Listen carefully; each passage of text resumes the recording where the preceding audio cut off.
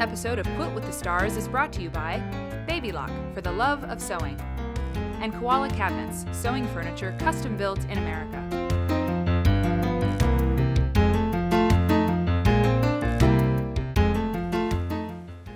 Hello, welcome to Quilt with the Stars, and Nina McVeigh, welcome to the show. Thank you, Mary. It's been nice to get to know you over the past couple days, and we're going to be talking about our favorite topic, quilting. Quilting. We have kind of some best practices, some good habits for the beginning, the middle, and then finishing your quilt with bias binding. Correct. So tell me what you have. Well, before you ever get started piecing, before you even sew a stitch, I think it's important to remember to set up your machine for piecing. A lot of people don't really understand that you need to do that, or it would be best to do that. They kind of just sit down and sew. Right. So what I like to tell people and remind them is that it's best if you can use a straight stitch throw plate. Okay. Not everybody has that for their machine, but most machines should have a straight stitch throw plate, so you need to search that out.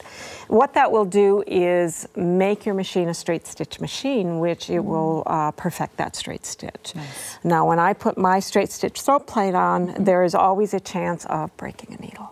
Breaking the needle. I've done that because, I have to move my machine.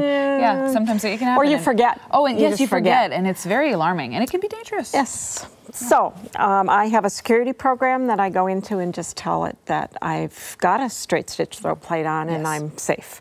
And then, of course, to pair with that, a straight stitch foot, which would also be, in my case, a quarter seam foot. So I can only sew a straight stitch with this foot, but it being a quarter seam foot, then I know exactly where my quarter inch is. And you really want to find that out before you start stitching. Absolutely, and do a seam test and just measure a few, And there are markings on the side of this foot that indicate where the needle is, and then a quarter of an inch in front of it and a quarter of an inch behind it. So if you are having to leave that seam open either at the beginning or the end, you know exactly where that is as well. That's great. So those are two things. Also, instead of using my regular straight stitch in my machine when I turn it on, I also have a quilt menu, and I will go to my quilt menu because there are 3 straight stitches that live there.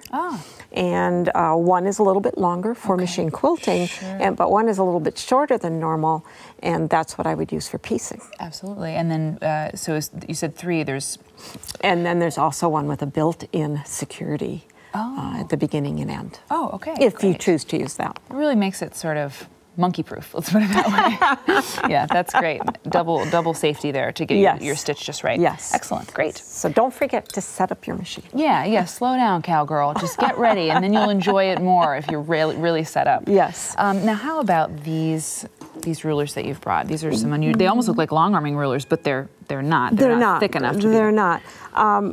We talked about, we're going to piece that quilt, we're going to quilt it. And then when we get ready to finish it, you'll notice that many of my projects have a scalloped edge. Yes. So I brought my favorite scallop ruler with me, and these actually come in 3 sizes. This is the smallest one. I like these rulers because they have this nice gentle scallop side, or they have a little bit more of a scallop on the other side, and then because there are 3 sizes, 3 different scales. Sure. So when you get ready to do a scalloped edge, I always start in the middle of the side of my quilt. Okay. And I will center this and lay it down and just start drawing. And I generally would draw from the middle of one scallop to the middle of the next, and then just keep moving it along until I get to my corners. When I get to my corners, you'll notice this, what I would call comes to a dead end. It's not pretty.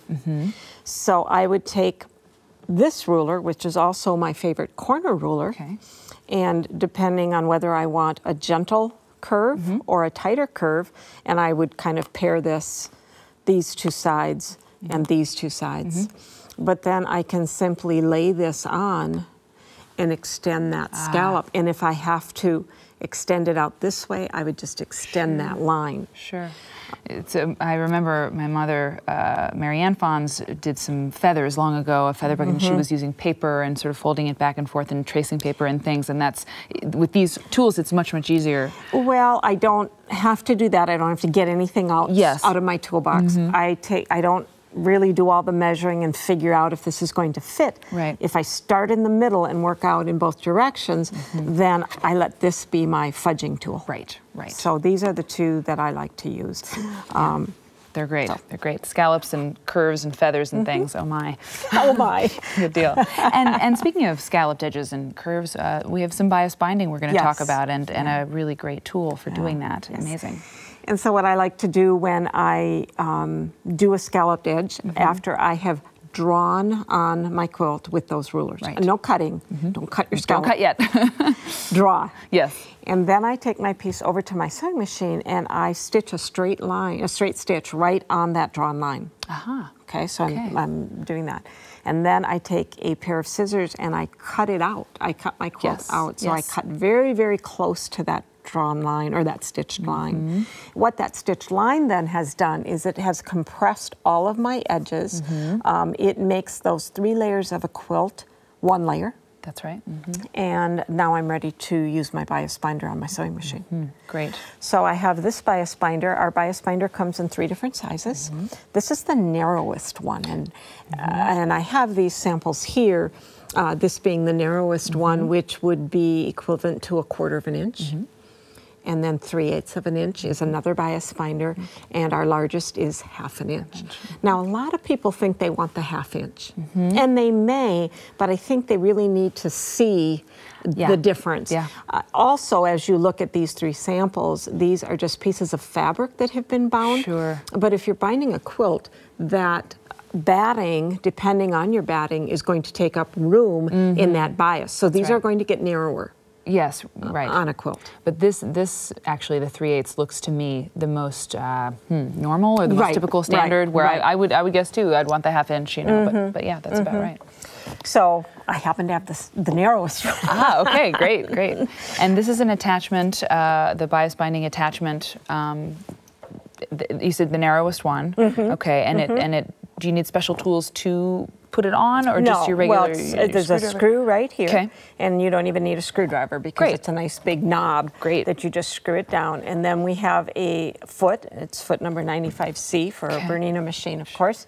And it's like a companion to the bias binder. So this is the foot I use.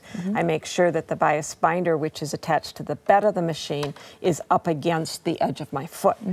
I can then swing this out to load my binding. Once I've loaded my binding, and I have this one started, so I couldn't swing that too far out. And then I need to look at where the binding is under the foot, and in this case, it is definitely to the right, so I need to move my needle to the right. And now that I have that set up,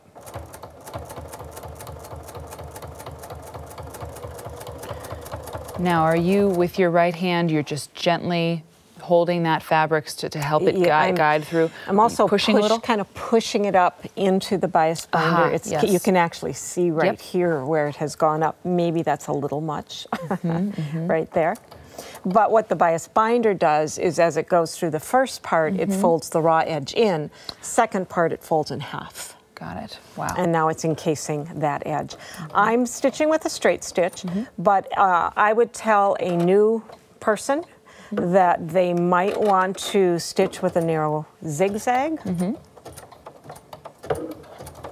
going to work a little better. Or even a decorative stitch. You could use a blanket stitch with this. Of course, absolutely. And what I have come to like to do is, because otherwise you'll always see stitching on here, I like to use a blind stitch applique stitch or a blind hem, where I would be stitching next to the bias binding And then the stitch would jump in and take a bite and come back out and stitch next to the binding again. So it looks like a hand pick into the binding. Right, right. So it's just what you want. Exactly. Different quilters have different methods, and it becomes a matter of style and also how quickly you want to get something done. You know, doing hand turn binding is wonderful if you have the time for it. It's a lovely thing. You know. Well, I'm a very traditional quilter, and I love I love that, but I need to get things done. Absolutely. So this is just a really quick way to get it done. It's also, you know, it depends on what the quilt is for. Absolutely, absolutely. My mom has said, if you want to get to the store, you can walk, you can ride your bike, or you can get in the car. And hand quilting or hand turn binding, you know, that's taking a walk. You sort of see the scenery, you enjoy the process. If you need to get there a little bit faster, maybe you do it on your machine, you know, and if you really need to get there really fast, you send your quilt to a long arm quilter, you know, or something, and it's sort of the same way. Yeah, it's a great technique and a great tool. Thanks, Nina, so much. You're welcome. Thanks for joining us on the show, and we will see you next time on Quilt with the Stars.